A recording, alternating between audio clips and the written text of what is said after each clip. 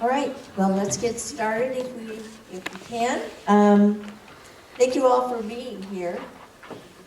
For years, lawmakers and advocates have debated whether public tax dollars should subsidize private school expenditures.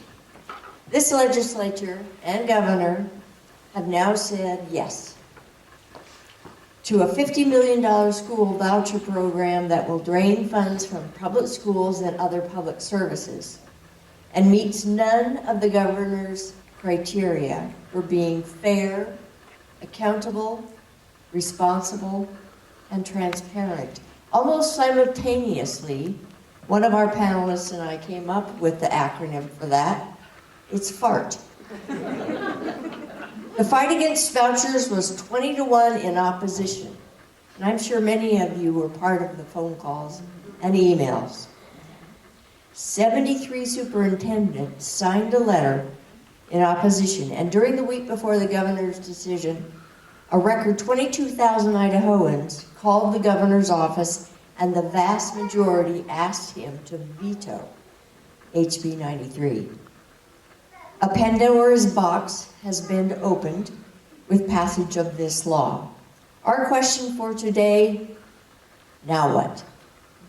My name is Jean Henscheid. I am co-president of the League of Women Voters of Idaho and am proud to be one of the co-sponsors of this event with Idaho Business for Education and the Idaho PTA. I have 2 points of personal privilege I would like to take before getting started with the formal program.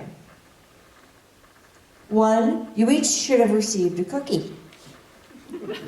In some circles, the League of Women Voters is a bunch of easily dismissed sweet little cookie baking grandmothers. I'm here to tell you we are not. We are the grandchildren of the suffragists who worked for 60 years to secure a woman's right to vote. That mission has become one of social and economic justice across a number of issues. To us, education is the lifeblood of democracy. We are sisters of John Dewey in 700 leagues involving thousands of women and men across the country who are not to be underestimated. We may bake cookies, but we're not about cookies. Knowing who we are, you're welcome to join us, and you're always welcome to donate to our cause. Second point of personal privilege, this is part of a letter my father wrote to his siblings, to his 10 siblings 45 years ago. Jean Marie will be a junior at Idaho State University. She is our political activist. We call her Jane Fonda. As the president of college chapter of Redacted Political Party, she made TV news, that was my editorial comment. She made TV news in the local papers protesting legislative cuts to public education. Through her interest, she did get a better job for next year as managing editor of the school paper. Needless to say, I started caring about the topic of our discussion in the womb. After introducing both of our panelists, they will each have 3 minutes to discuss the impact of this bill and the voucher movement across the nation. After their opening remarks, we'll move into questions from the audience. We've decided, since we have kind of a cozy group, we're not going to have you write questions on cards as we usually do. We'll just have you raise your hand and ask your questions when you're ready. And one per person until we've exhausted all the questions, then we'll do a second round. Okay. Today's panelists are Alexis Morgan, Quinn Perry, and Stoney Winston. Alexis Morgan currently serves as president of the Idaho Parent-Teacher Association and is host and founder of Our Kids, Our Schools, a podcast and organization focused on building strong school communications. Alexis is a PhD student at Boise State University, studying public policy and administration, and holds a master's degree in adult organizational learning and leadership from the University of Idaho, my old program. She earned her undergraduate degree in history and geography teaching from Brigham Young University.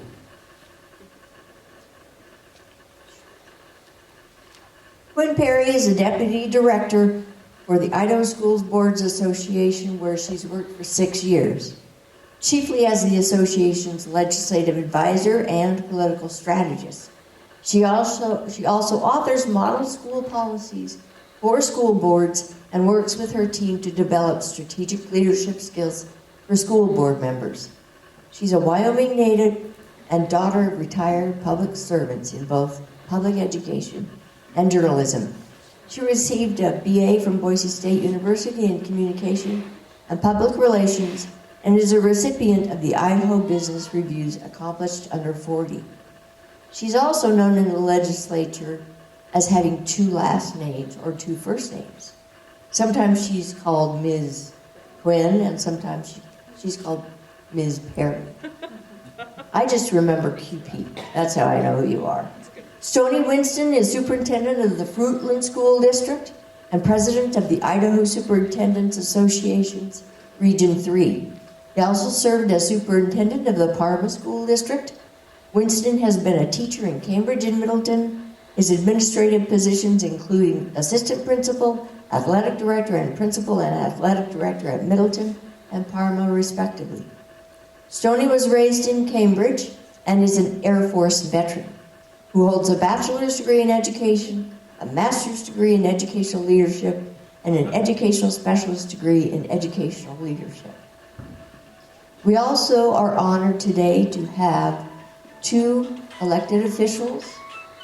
Would the mayor of Payette please stand up, introduce yourself, and we'll get back to you with your fabulous remarks. Thank you, Dave. Okay. The other person is a representative from this area. Sonia Gutierrez, where are you? Galaviz, my apologies. Sonia Galaviz. All right, and we'll get back to them with their remarks after we've had a chance to do panel. Oh, the mayor of Fruitland is also here. Please stand up. Introduce yourself. I'm Mayor Peterson from Fruitland. All right. Thank you so much. This is fantastic. All right, so here we go. Let's start at that end. 3 minutes, what do you think? How do you feel? Okay, how do we feel? I'm going to tell you, we feel bummed. I just feel like it's the nicest way to put that. Idaho PTA feels bummed. And ultimately, one of the things that we want to express first is a gratitude to all of you for coming out today and for learning more. We really appreciate people who have the curiosity, want to learn more, want to understand, and how they can be engaged in, how you can be engaged in your community. So thank you so much for being here. One of the things that Idaho PTA really wants to make sure that people understand as we're, having the conversation today in regards to vouchers and school choice is that there was a bit of a mixed message, we believe, when House Bill 93 was being promoted. They were calling it a school choice tax credit. Idaho PTA wants to make sure everyone understands that Idaho is actually an education leader nationally when we're talking about school choice. On Governor Little's website, you can go and find a page that says Idaho has 9 school choice options. 9. We have 9. So this tax credit was not a school choice option. And we at Idaho PTA are very grateful that parents have opportunities and choices all around the state of Idaho to make those choices for their families, because we do believe that parents are the ones equipped to make the best choice for their children. And I will say personally that in my family, we have utilized many of those choices. And so we're really grateful for that. The other thing that I want to share as we begin is that last year, as a state PTA president, I had the opportunity to travel around the state and to hear from parents, all sorts of parents, PTA, PTO, booster, non-affiliated. You probably didn't know there were so many parent organizations. They're not the same. They're a little bit different all over. But ultimately, Idaho PTA, we represent all Idaho children. So I wanted to hear from all Idaho parents. And the overwhelming message that I heard, like the number one thing that parents brought up, was in regards to technology and how that was going to impact their kids. That's what parents are talking about. They're talking about technology. They're talking about relationships with administrators. They're talking about working through issues. I didn't hear, parents weren't talking about, hey, not that it's not part of the conversation, but that's not really what I heard from parents. And what I heard from parents was that they want an opportunity to talk about education. They want an opportunity to talk about how can we improve our education landscape for our children. That's what we're talking about. But they're not saying we're going to do that through a tax credit.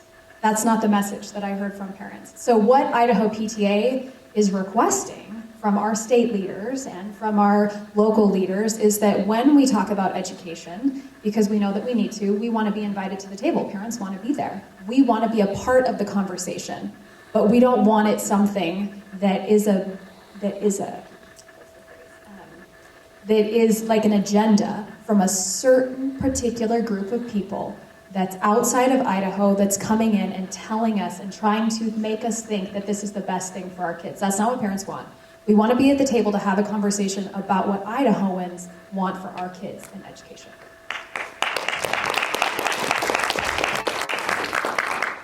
Well, hi everyone. Again, my name is Quinn, and I am the Deputy Director of the School Boards Association. So if you don't know who the School Boards Association is, I represent the locally elected leaders from our traditional school districts in various areas of capacity, but predominantly in the advocacy space. We were formed for the purpose of ensuring that the elected school board members that represent their public schools' voices and concerns and needs were heard at the state legislature. So I'm really proud to represent that organization. I've been lobbying for the organization for 8 years, so this is my 8th session with public schools, my 13th overall. And we have been successful largely as a state from holding back these voucher proposals that have come through. And people keep saying, like, why now in Idaho? Like, why are we here today? And the number one thing you need to know, it's because there are out-of-state billionaires who invested heavily into our primary elections, largely for the purpose of passing a school voucher bill. So these are groups that are well-funded, that are pushing the same agenda in states like Arizona, Ohio, Indiana, Florida, Wyoming. They're in every state, and this year the 3 main targets for these out-of-state groups were Idaho, Tennessee, and Texas.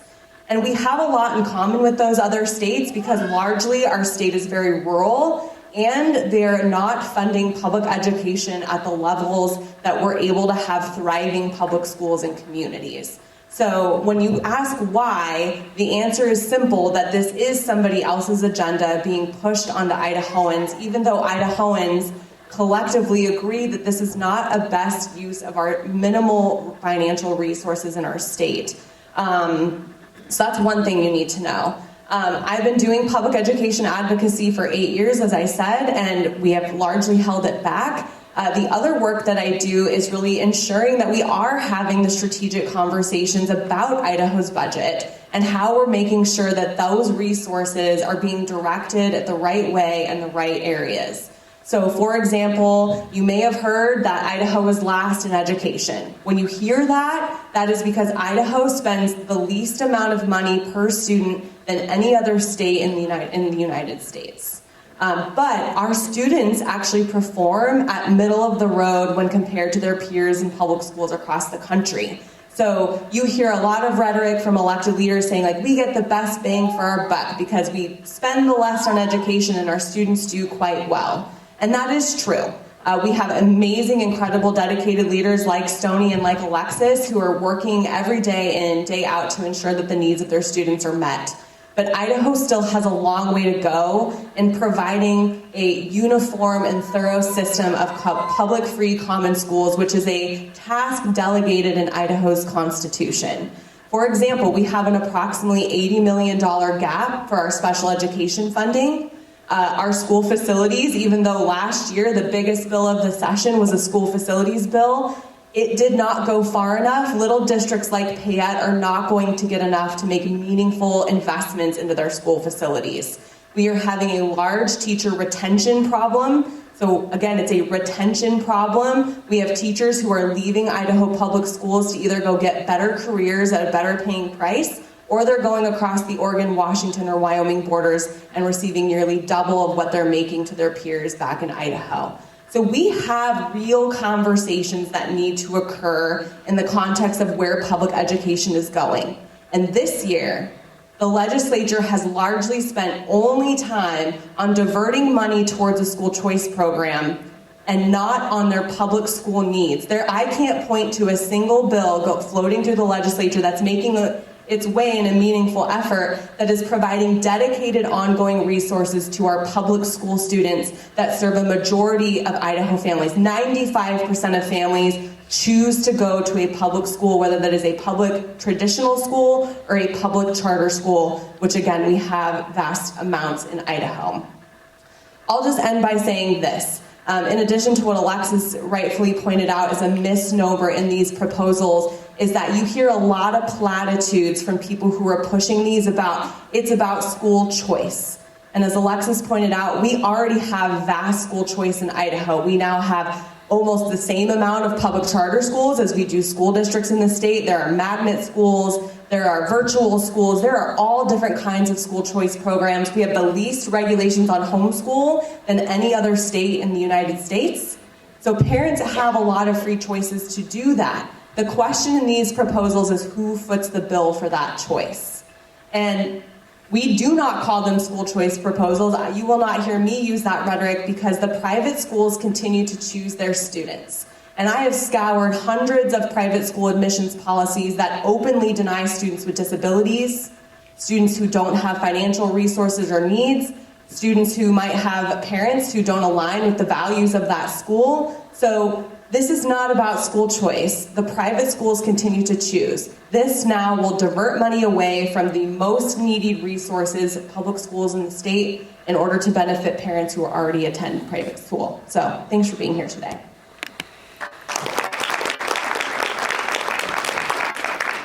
Thank you. I'm Stoney Winston, and first I just noticed that Senator Brandon Shippey just walked in, so I appreciate you joining us as well. Thank you. And I appreciate the ladies up here who do so much to advocate for public education, and the PTA standing up for our students consistently, and of course the ISBA diligently working all the time. I think that's part of the problem is we kind of let those folks do our fighting for us, and I'll touch on that in a minute, but I know Quinn took a lot of my talking points, but however, I will say, and one of the things that Quinn touched on is the vocabulary of how these things are presented, because school choice doesn't necessarily mean that it comes with a price tag and stuff. As you know, we talked about the different school options we have in Idaho, and I believe on the same web page that we're ranked number 3 in the nation for school choice. So we're already there. We provide school choice. This is, you know, as I said in one of my interviews, putting lipstick on a pig. Still a pig.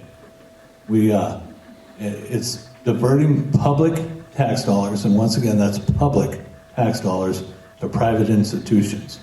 We don't do that for parks. If you want to go to a different park and you want to go to a private park that has a fee to it, we don't give you supplemental tax rebates to make sure that your kid can go to the private park. We don't do that for roads in the state. If I don't like my road and I want someone else to build a road, I'm not asking the state of Idaho to give me a tax deduction to make sure I get a better road than what I have right now. Tax dollars, public tax dollars in Idaho, because Idaho has always been fiscally responsible, and we just let go of that. We just let go of being fiscally responsible. And as much as people will say that it's not a voucher, it is a voucher. It's public tax dollars. Because right now, as we've talked about, and I've used this term so many times, I have $80 million in my head at night, and I dream about it. But we're at least $80 million underfunded in special education. So what does that mean for school districts? Well, as a superintendent of a school district, I have to use discretionary dollars for it's going to be a little bit over $700,000 in my district this year that we're underfunded for special education, and that's just in Fruitland School District. So it's 80 million across the state, but when it comes to an impact for me, $700,000. And that means when I need math curriculum that costs $320,000, I don't have that money, because I've had to use that on making sure that our most vulnerable students are able to be taken care of with our discretionary dollars, so therefore we forego some of those other luxuries as curriculum. Can you imagine that curriculum is a luxury these days? That's insane. So, facilities. Oh, the other point, then we run levies. That's what we do. We don't, as a school superintendent, I tell you one thing right now, I hate running a levy. Absolutely hate it. It takes too much time and effort away from important things that I need to be doing in the school district.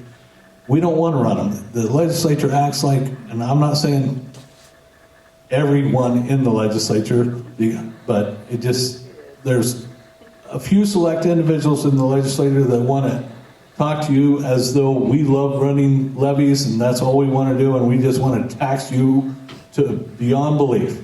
That is not what we want to do. We want to be fiscally responsible with the tax dollars that we have. We don't want to run a levy. We'd love to have our special ed fully funded so we can use those discretionary dollars on other things that we don't have to run a levy for.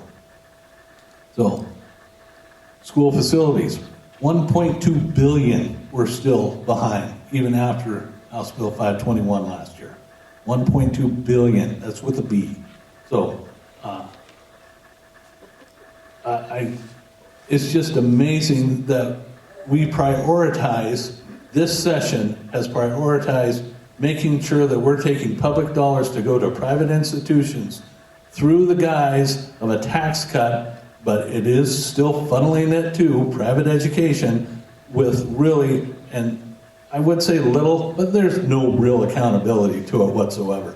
But we prioritize that over making sure that our most vulnerable students have the services that they need through their IEPs, making sure, we don't care about whether districts can afford curriculum or not. We want to make sure that we're listening to the out-of-state conglomerates saying, you need school choice, so you got to pass this, instead of looking to Idaho and saying, what do we need to make our future better? Because public schools are the foundation of our society, and where public schools go, our society's going to go.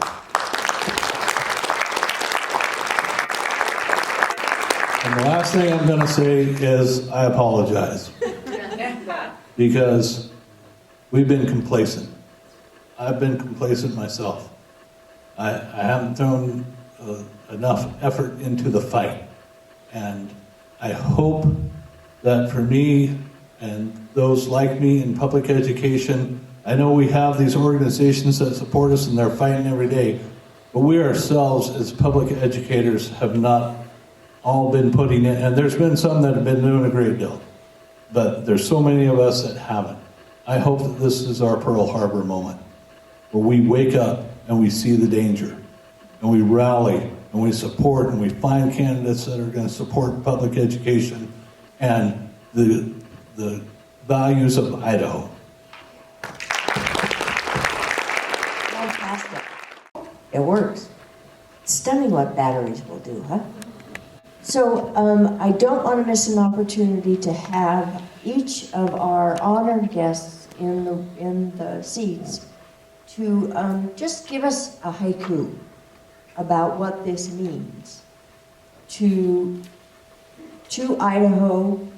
So that would be Representative Galaviz and Senator Shippey, and then Mayor Peterson and Mayor Lopez.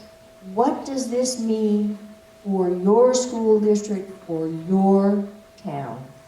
So I'm going to pass this mic around. First, I'll start with Mayor Lopez. And I say haiku, meaning, well, not just 3 lines, but Okay. maybe a minute. 1 minute's too long. Lori Steiner brought this to my attention. Really, I wasn't paying that close attention. And my first thought on this bill is it has a big potential to perpetuate poverty, right? It's going to be, there's not going to be enough oversight to stop somebody from pulling their kid out of school in their younger years and not truly teach them anything at home and get that $5,000 from the state. We saw the same problem with earned income credit when it came out, and the federal government's been pulling that program back year by year because it didn't work. It perpetuates poverty. And this bill will do the same thing in my mind. I'm a Catholic. I don't think the Catholic schools need more enrollment because they've got plenty of people, and neither do any of the other religious-run private schools.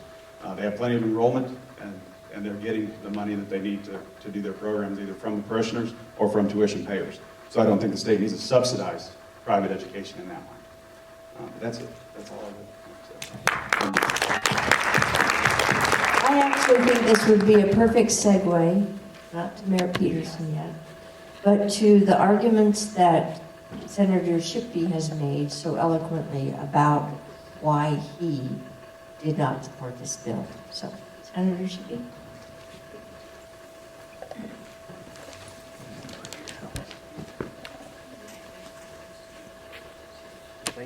Thank you all for being here. I apologize for how I'm dressed. I was caught up in the middle of setting up a greenhouse for my wife, and my phone notified me that, hey, you have somewhere to be. So here I am. So H93, excuse me, it is kind of the camel's nose under the tent, as I see it. When I campaigned, one of the things that I was very vocal about on the entire campaign trail, and I've not changed my position, was that the legislature has a constitutional obligation to fund the public schools of the state of Idaho, but the legislature has no directive nor constitutional authority to fund any private education. So that's where I began. That's what the Constitution states. Beyond that, I don't know if I'll go through the entire debate that I made on the floor, but many of you probably know my history, the history of the Shippies and the value that they placed on homeschooling, and the issues that a lot of the homeschoolers see with this as well. In that, number one, when you subsidize any private market, it starts to distort the market. It drives the price up, and it brings oversight. It should bring oversight. When I hear other legislators saying, no, we don't want any oversight, we just want to give them the money and let them be responsible with it. Parents will be responsible with it. The problem is, yes, parents will be responsible with their children. I trust parents to be responsible with their children, but that's your money. That's my money. That's your neighbor's money. That's taxpayer dollars being redistributed. And why do I say that? This isn't just a deduction on your taxes. It's a refundable tax credit. So if you have 5 children, you get $25,000 worth of a refundable tax credit, even if you've only paid in personally $5,000. So that means it's your money going somewhere else to someone who didn't earn it. So that's a redistribution of wealth. So those are several of the issues that I have with it. This particular bill doesn't directly deprive the public schools directly, but I think as was mentioned, it is an indirect way that funds will be taken from and be given to. And I've heard legislators say as well that this was taking existing funds, so this isn't raising your taxes, but every dollar spent is a dollar taxed at the end of the day. So this is essentially taxing you in order to subsidize private schools. And there are many issues with that. With the private schools, they can be very exclusive. They can be exclusive with who they allow to be enrolled in that. And the problem is you're taking public dollars, putting it into a private market, but not everyone has access to that now to that. With the public schools, everyone has access to that. It is an entirely different system. So when you have a closed system and you're using public tax dollars to subsidize that, it goes exactly backwards of the purpose of our educational system in Idaho, which is to establish and maintain a stable republic. That is the directive in the Constitution. So I I was very much against it. I voted against it. Unfortunately, it passed and signed by the governor. But The fight is not over. Not by any means. The fight has just started. Thank you very much. Thank you. Okay. So I'd also like to know how this is going to impact Fruitland. So Mayor Peterson, if you'd come up and talk about what schools mean to you in Fruitland and what this bill is going to do to your town. Thank you so much for being here. Just a little background. We actually have a kid almost in every system. We have one at college, we have one at Fruitland, we have one at TVCA, and we have one home with me. So we have a very interesting education. And I'm a firm believer that we're constantly training our replacements. And so having a very strong public school is really important. But if I may take this just a little bit, how it affects the city and the ripple effect when you talk about a levy. So as this goes to, I sit on the board for the Association of Idaho Cities, and we look at where our money comes from to pay for your roads, to pay for water and sewer, those types of things. I had a conversation with Representative Moyle and talking about all these cuts that they want to come and all this money they're moving around, and I said, whatever you do, please don't take it from the local pot.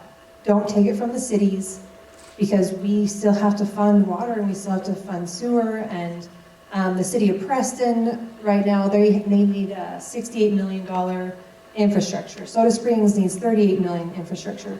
The city of Fruitland, we will actually be going for a bond to upgrade our water and sewer, and it will be, I don't have an exact number, so I don't want to tell you the exact number, but when you look at public schools having to go for a levy, as a city, we're going to have to go for infrastructure needs. You're going to start seeing that ripple effect on all citizens. So you're not just talking about how this affects schools, it's families, right? So this is going to affect us on lots of different fronts. So when we look at 50 million, Representative Moyle said, well, don't worry, we have about 100 million coming in that you can use for infrastructure. And I unfortunately interrupted him. That wasn't the best thing, but I was like, but if you were listening, that only covers 2 projects in the state. 2 projects, and that doesn't cover anything else. So when we look at those types of needs, that's something we look at as a city part, that we want to support our schools and we want to figure out how that's going to go. But then there's that frustration and anger that comes from people. Well, why don't they have money for curriculum? Well, why don't you have money for water and sewer? There's all these things and frustration, and we don't need that as a community. And I love seeing each of you here today. Thank you so much for being here, because as we come together and we have these conversations, then maybe there could be a solid plan going forward where everyone gets what they need. So thank you for being here. One thing I haven't heard very much, and I guess this is a question for the panel and our folks, but first I'm going to get to Representative Galaviz, who is a teacher and a brilliant representative. And I think she has something to say about what this is going to do to teachers. So if you would.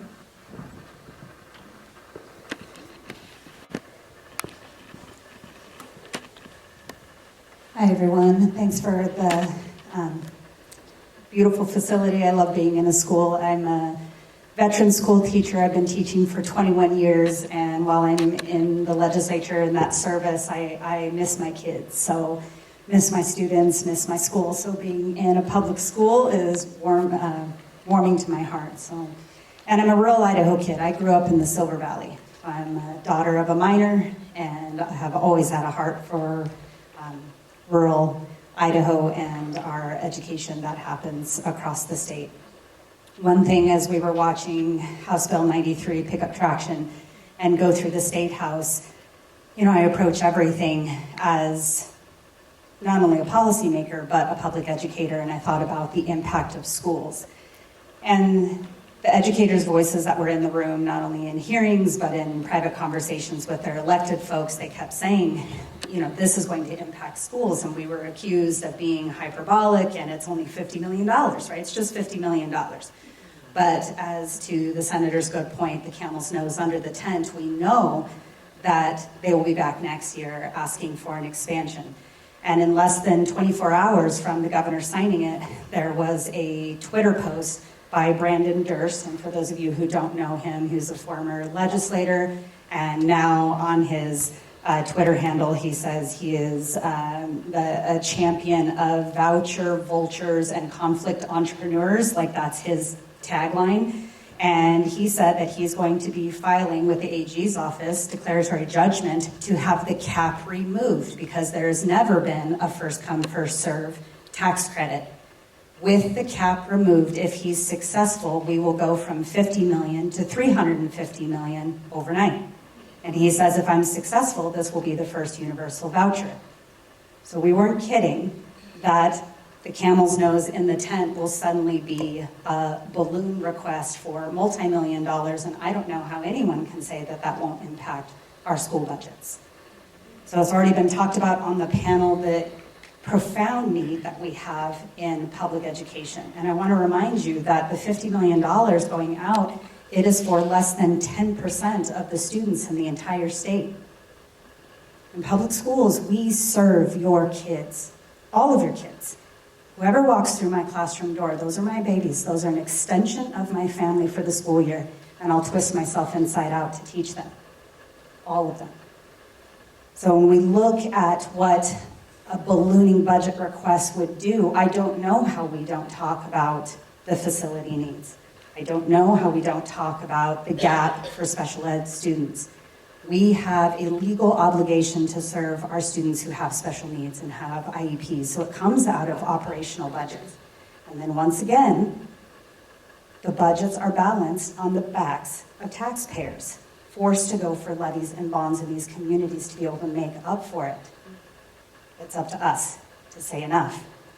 And so even though House Bill 93 was signed into law, there's a lot that we can do. We still have our voice. We have our voice now here together. We have our voice tomorrow and how we respond to this and the subsequent town halls and conversations. And we definitely have our voice when it comes to the ballot box in 2026. So thank you for your advocacy for public schools and for being here.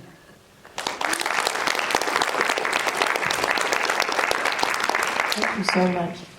And I did want to mention, if you haven't signed up to continue the fight, be part of the fight, please do so. There's next to the cookies, there's a sign-up sheet for you to sign up to continue the fight.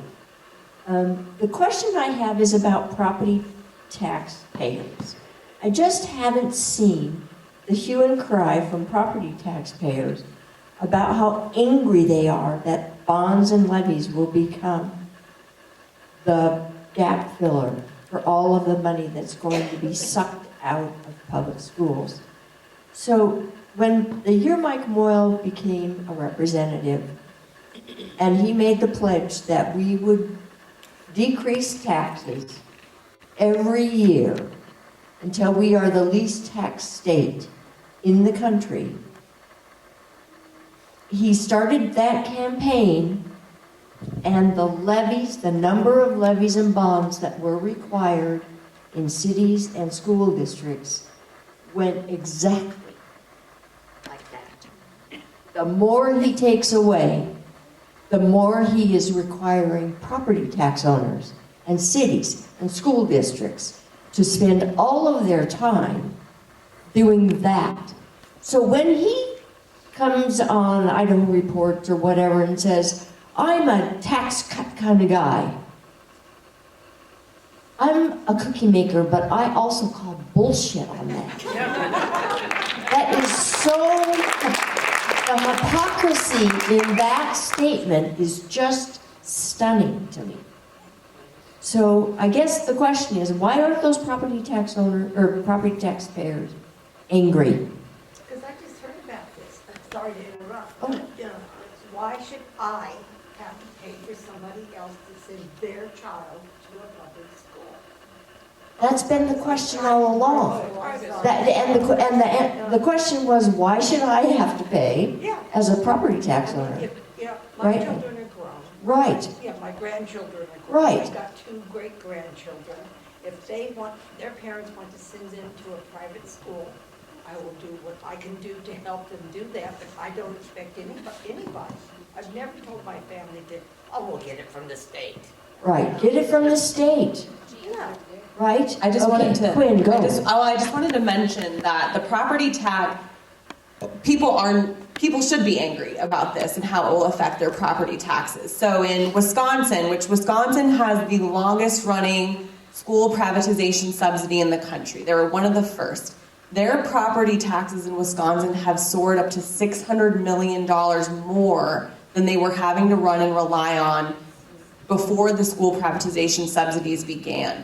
And now I see in states like Ohio, they again, a lot of states start with like a small $50 million budget, right? And inevitably, you just see it grow and grow and grow over time. So she had mentioned I'm from Wyoming. Wyoming had their first school voucher law passed last year. Their governor line item vetoed the whole thing and just let it be a small program for low-income families. And not even 1 year later, the Wyoming legislature has not only lifted the cap, lifted the income eligibility, it will now be a full-blown universal voucher, right? And again, people have been complaining and worried about their property taxes, and that is fair. Because as she mentioned, basically after the downturn of the economy, school district budgets have just now gotten to pre-recession era levels than they were in 2009. And here we are in 2025, 93 school districts literally must rely on operational levies just to meet their day-to-day operations for what their parents expect every day when they drop their kid off at school. In Ohio, they're now funding private school construction, so they're literally going to build private schools in rural areas to ensure that these voucher programs are expanded, and they're beginning debating conversations of having property taxes go towards private schools. So this door is wide open to your property. Not only are your tax dollars that go to the general fund going to be funding it, but pretty soon they could be coming for your property taxes. We have seen time and again across the country that when states begin private school tuition subsidies, public school investments fall down. And they have to go somewhere to meet the needs of their special education students, their extracurriculars, their school resource officers. By the way, we get zero funding from the state for school safety. We get zero funding in the state for extracurricular activities. All of these are at risk unless school districts come to their property taxpayers and ask them to support those essential programs. So I totally agree about the nexus. Property taxes are likely to go up as soon as these subsidies begin growing. So thank you for bringing that up, Jean. Well, and if you are a property tax owner or you have neighbors, and if you have neighbors who are property owners, you must ask them, do you have any idea what this is going to do to your property taxes? And the big lie about many in the legislature who suggest that they are proudly cutting your taxes. The big lie is that they are not. They are requiring superintendents like Stoney to go back to, embarrassingly, time and time and time again. It is the constitutional obligation of the state, the general fund, to adequately fund general, uniform, and thorough public education. And it's just not happening. Yes?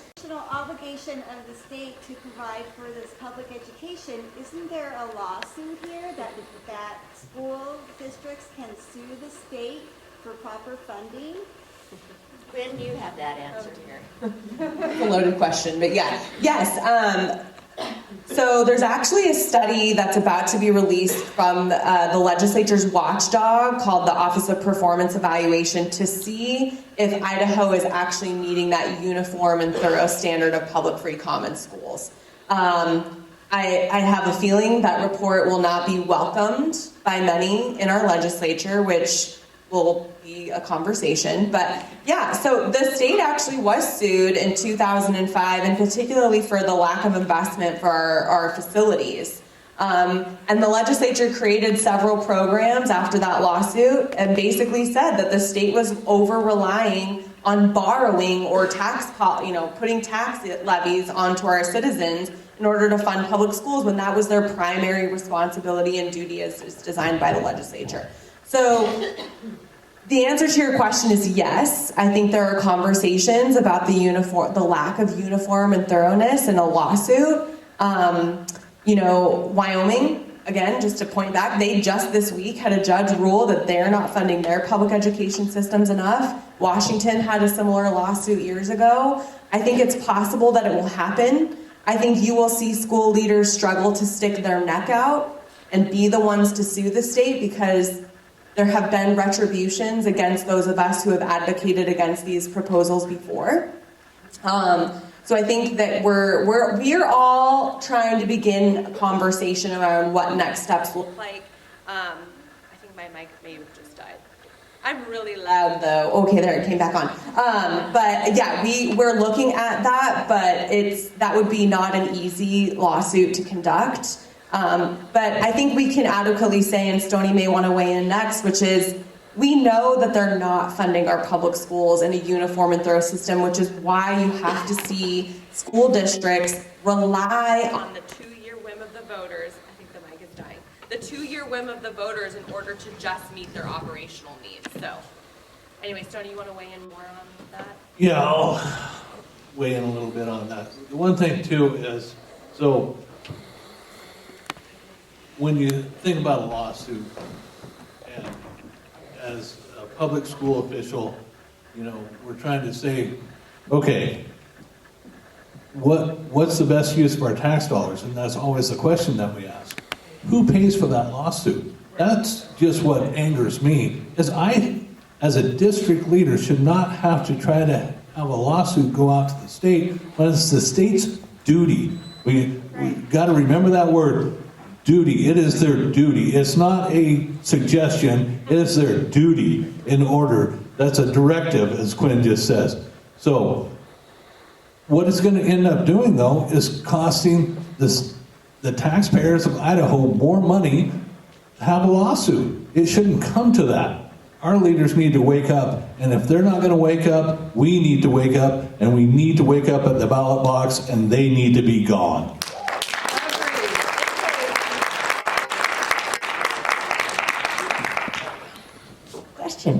I do have a question. You do? All right. So my question is, I don't understand how this is legal with separation of church and state. Yeah. Yeah. Separation of church and state. Okay. Correct? Correct. How is this legal? My next question is, I don't know much about Mr. Shippey, but I'm watching. But I do know about the legislators that have been in this district for years and years. And they are not public education supporters. And yet, we cannot seem to get rid of them. What's the problem, people? Vote. That's us. Get off the couch. Gotta vote. Because I am a retired educator of 35 years. And I write, and I call. In fact, I know you. I write and I call. And you vote. And I vote. I vote every single expletive time. And sometimes it doesn't do expletive any good. Very well. And I watch. So what's the problem, people?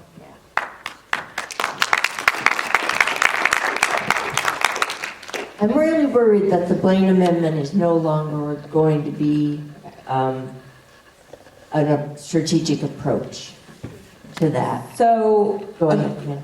just to go to your first question of separation of church and state and getting to the no aid clause, I try not to use the word Blaine Amendment, the no aid clause in our Constitution that essentially says no state, school district, county shall make an expenditure to any private or religious institution, right? So the reason why they believe it's legal is that it's usurping, it's not going to the schools. It's not going directly to them, it's going to the parent, right? So that's how they justify it.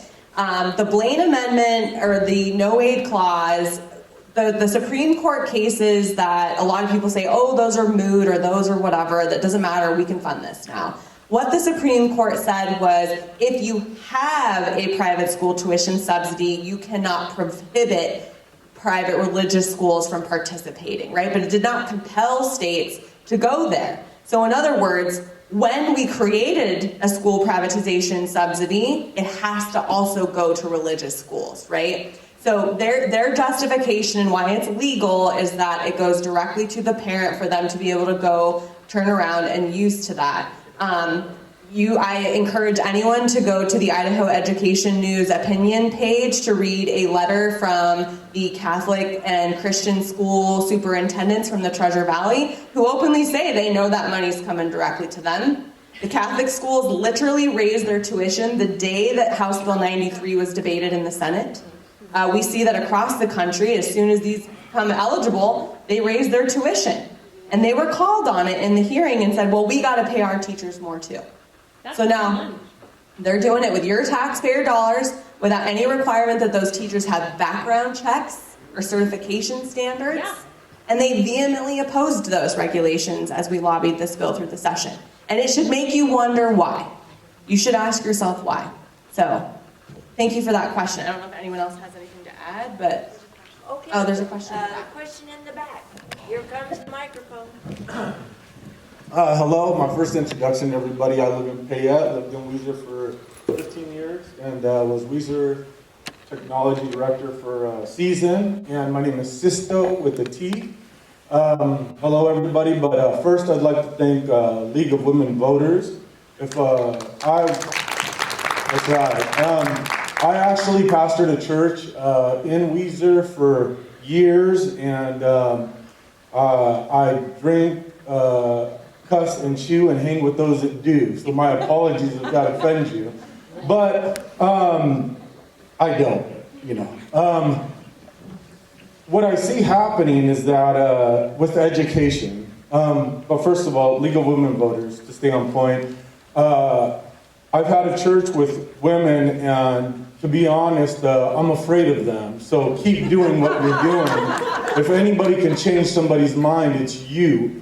And so I thank you for putting this on. But I go to Boise State. I'm going to graduate in September for cybersecurity and resilience. And then I start online law school in January. My daughter's 22 years old, but me and my wife care about what happens in our education system. And so we're glad that you put this on. We have a lot of challenges coming ahead. We have artificial intelligence coming, and then we have teachers and administrators who aren't aware of how they can affect our education system moving forward. And one thing I know is this, is that every single kid in Idaho, I don't care what zip code you're in, I don't care what your background is in, but you deserve a great education. And even though I don't have a child in the system, I still believe that. And so, and I do want to apologize, Mrs. Quinn. I don't know where Wyoming is. I never heard of it. I only know of Idaho, because that's what I care about. And so I say that to say this. I believe that we are at our best when we can come and have diplomacy across lines to come to better solutions that are data-driven, to make the best solutions for our long-term goals.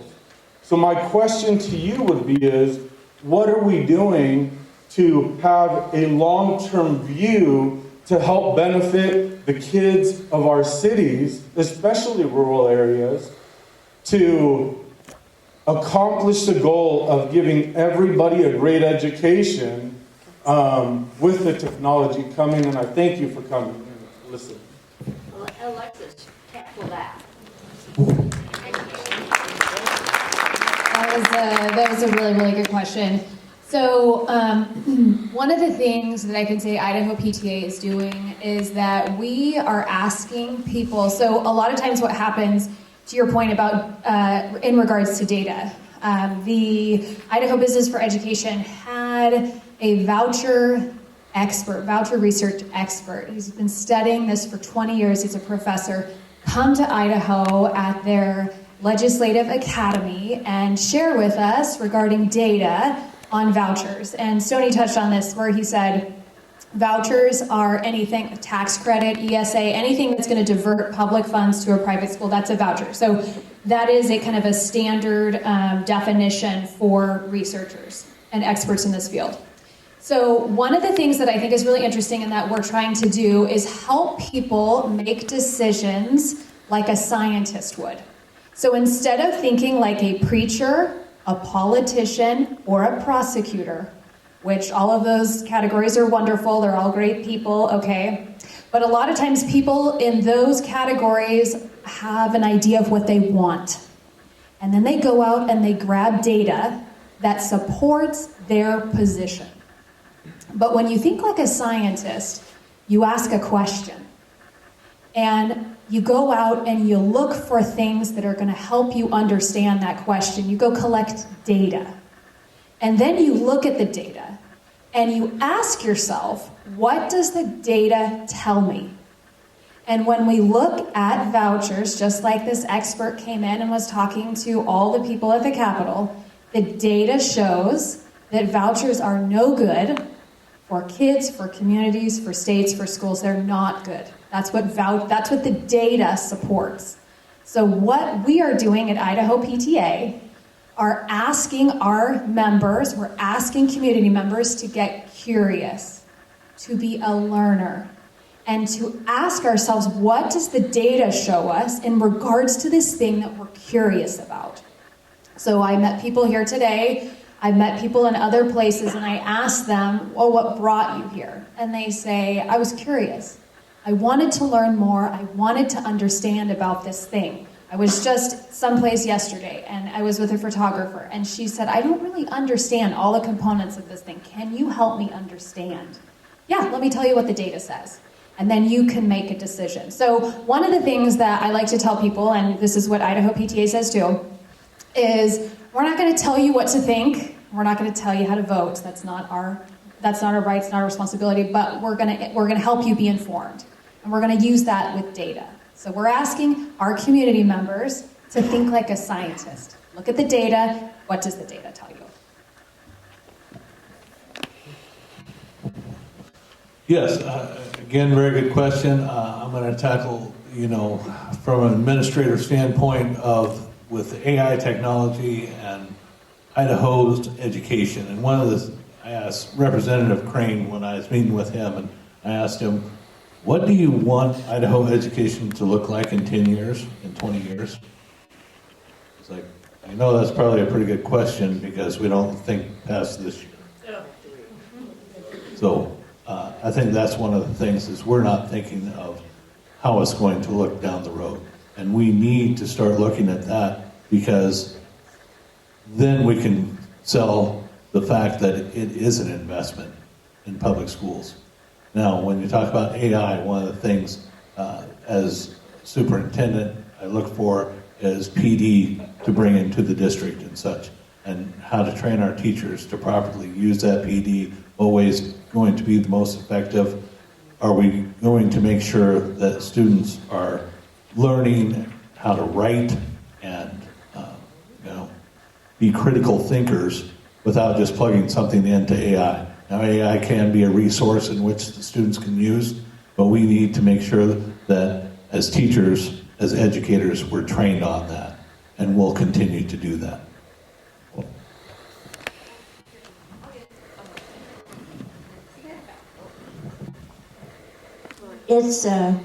It's time, but we're going to grab one more question. Do you have a loud voice? I have a loud voice. All right. I'll bring it. So I'm Stuart Wright from Fruitland. I have a kid in the Fruitland school with Mr. Winston at the high school, the senior. So this, you could say doesn't directly affect my family, but indirectly it's a huge impact because, again, as you've alluded to, the effect on the community.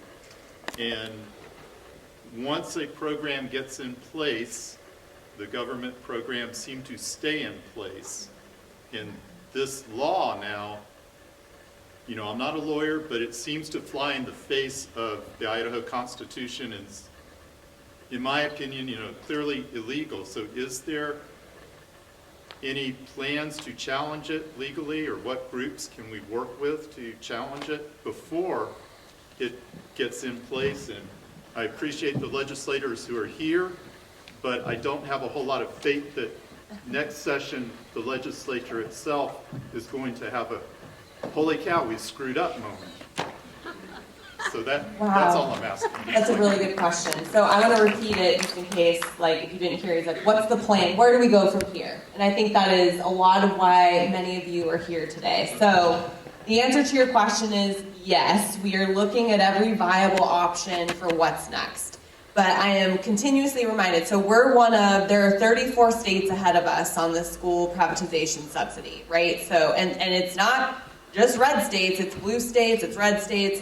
This issue spans political and ideological divides, right? Which, I just have to give credit to Senator Shippey. We may not have the same reasons why we are against these proposals, but his points are just as spot on, and that's why you see groups like the Teachers Union, the School Boards Association, the PTA, and the Homeschool Association all opposing this bill, right?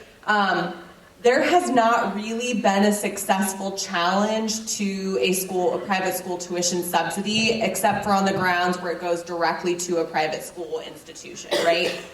So we are exploring legal challenge, but it is likely not an avenue that will be successful in fully stopping or repealing the actual proposal. I think if it were me, what I would compel anyone in the room that says, where do we go from here? Our community, your communities depend on public education, right? There's a reason why they build jails based on third grade reading levels, right? It's all connected to how our communities and our state and our economy and our democracy will thrive.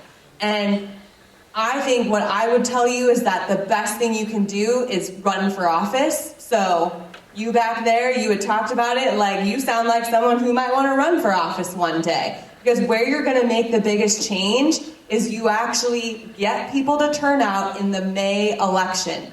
May is the only election that matters in the state of Idaho. It is the only election that matters. And you can clap. I don't like that is reality. Get out there. But you have to get out there. In some legislative districts, less than 9% of the voters turned out. That less than a few thousand people determine the state and direction of our state because they didn't turn out in the May election. So get informed. Tell your neighbors, tell your churchgoers, tell your friends. You got to get engaged. You got to run in May, and you got to show up in May and vote. Amen to Quinn on that one. I want to share two resources with you that I think that as you go out and you're talking to your friends and your community members, that would be really helpful for you. And one's going to sound like a personal plug, and I promise it's not. So two podcasts for you that are on your cell phone, that you can reach them on your cell phone, your favorite listening app, or on YouTube. So one is mine, and it's called Our Kids, Our Schools.